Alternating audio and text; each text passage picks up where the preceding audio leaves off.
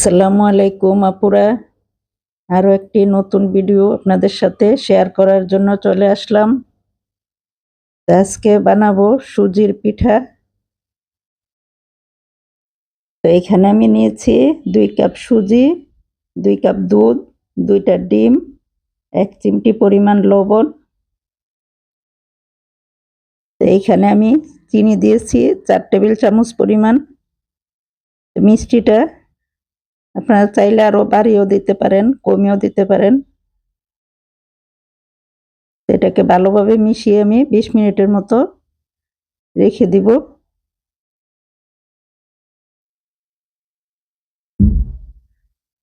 এখন আমি এটাকে ঢেকে রেখে দিব 20 মিনিটের মতো। তো 20 মিনিট হয়ে গেছে। তো এখন ভালোভাবে ব্যাটারটাকে মিশিয়ে নিতে হবে।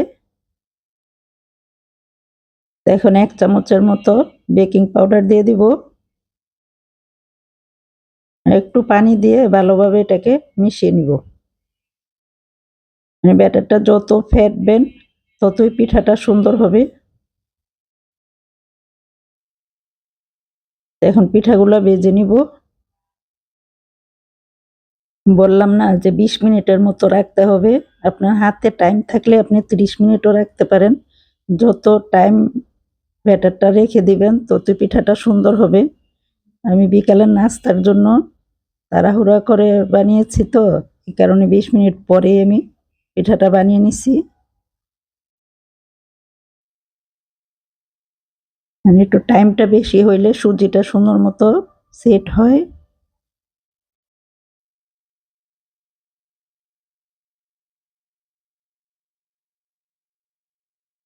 এক সাইড ভাজা হয়ে গেছে, এখন একটু উল্টিয়ে দিব।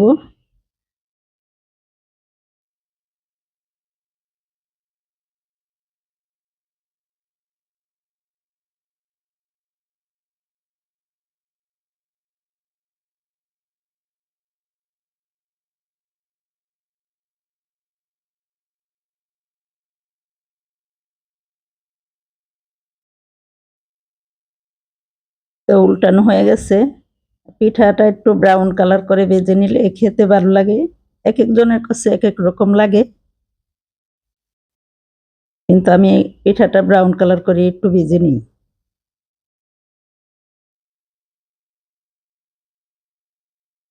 জানি না কে কিভাবে সুজির পিঠা বানায়, আমি এভাবে বানাই তাই আপনাদের সাথে শেয়ার করলাম।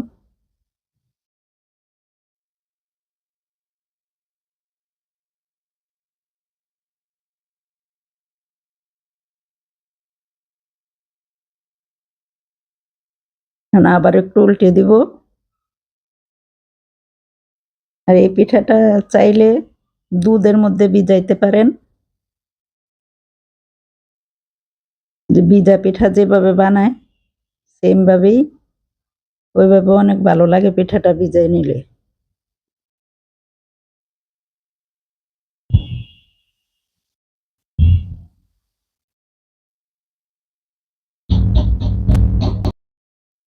আপনারাও চাইলে এভাবে বানিয়ে খেয়ে দেখতে পারেন, অবশ্যই ভালো লাগবে।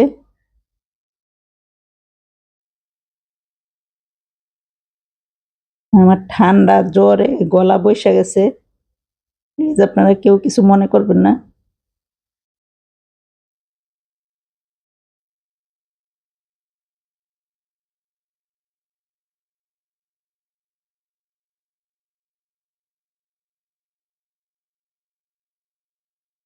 আমার পিঠাগুলো প্রায় ভাজা হয়ে গেছে।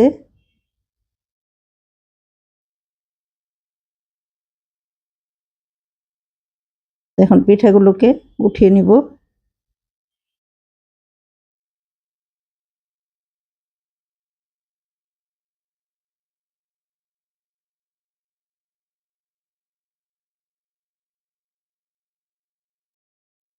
আমার চ্যানেলটা নতুন, সবাই আমার চ্যানেলটাকে সাপোর্ট করবেন।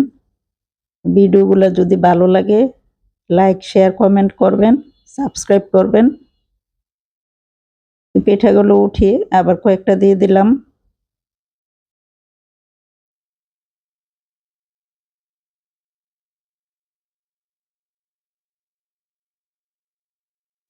এগুলো ভাজা হয়ে গেছে, উঠিয়ে নিব।